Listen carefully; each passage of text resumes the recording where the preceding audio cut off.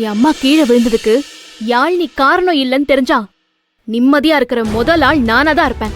ஆனா அது விபத்து இல்ல, சதி.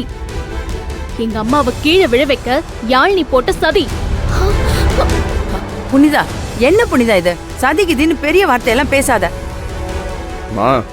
உன் பொண்ணு பண்ணதுக்கு பேரு அதானே? அத்தான் கொஞ்சிக்கிட்டு அவ பண்ண காரியத்தை பாருமா.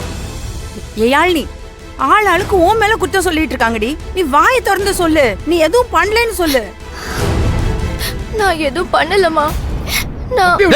வச்சுக்க பண்ணலாம் தெரிஞ்சுன்னு சொல்லிட்டேன். சும்மா இருமா. ஏய், நீ வாய் மூடுறா. என்னடா ஆனா உன கை வாங்கிட்டு வர? வயசுக்கு வந்த பொம்பளை பிள்ளைகிட்ட. இல்ல மேகல, இல்ல நான் தான் தப்பு பண்ணிட்டேன். நீ அன்னைக்கே சொன்னது சரிதான். என்னைக்கு புனிதாவுக்கு கல்யாணம் நடந்துச்சோ அன்னைக்கே இந்த வீட்டை விட்டு நம்ம எல்லாம் கிளம்பி போயிருக்கணும். ஆனா என் தங்கச்சி மரகதன் சொன்னாலேங்கிற காரணத்துக்காக இன்னும் இங்க இருக்கிறோம் பாரு, அதுதான் பெரிய முட்டாள்தனமா போயிருச்சு. இப்போ ஒண்ணு கெட்டு போலங்க, நம்ம இங்க இருந்து கிளம்பிடலாம். என்னால என் பொண்ணு இங்க அடி வாங்குறதையும் திட்டு வாங்குறதையும் பார்த்துட்டு இருக்க முடியாது. நம்ம கிளம்பிடலாம்.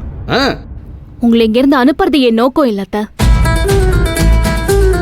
எங்க அம்மாவுக்கு இந்த விஷயம் இப்ப வரைக்கும் தெரியாது. தெரிஞ்சா அவங்க உடைஞ்சு போயிடுவாங்க. நான் சொல்ல போறதும் இல்ல. நீங்க இங்கேயே இருங்க மாமா. ஆனா இன்னொரு தடவை இந்த மாதிரி ஆச்சுன்னா நான் சும்மா இருக்க மாட்டேன். என் அம்மாவுக்கு ஏதாவது ஒண்ணுனா நான் அமைதியா இருக்க மாட்டேன்னு உங்களுக்கும் தெரியும். யாழ்னி சின்ன பொண்ணு தெரியாம பண்ணிட்டான்னு சொல்லி நம்பி விடுறேன்.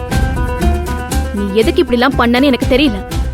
என் அம்மா மேல கோவம்னா நீ நேரடியா அவங்க கிட்ட பேசி சரி பண்ணிக்கோ.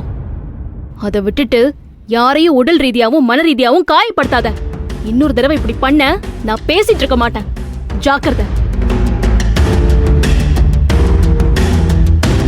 உன்னெல்லாம் இரு. ஏய் போடா சும்மா.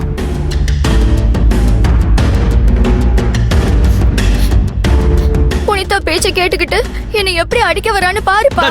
பேசாத. அறிவு இருக்குதா உனக்கு ஏதாவது? அப்பா கிட்ட கேட்காம எதையும் செய்யாதுன்னு உனக்கு 1000 தடவை படிச்சு சொல்லி இருக்கிற. புத்தி இல்ல ஏன் ஏற மாட்டேங்குது? இப்ப பாரு, எதையும் 2 கட்டா போய் செஞ்சு வச்சுட்டு நீயும் தலை குனிஞ்சு நிக்கிற மாதிரி ஆயிருச்சு. உன்னால நானும் அவ முன்னாடி தலை குடிச்சு நிக்கிற மாதிரி நிலைமை வந்துருச்சு.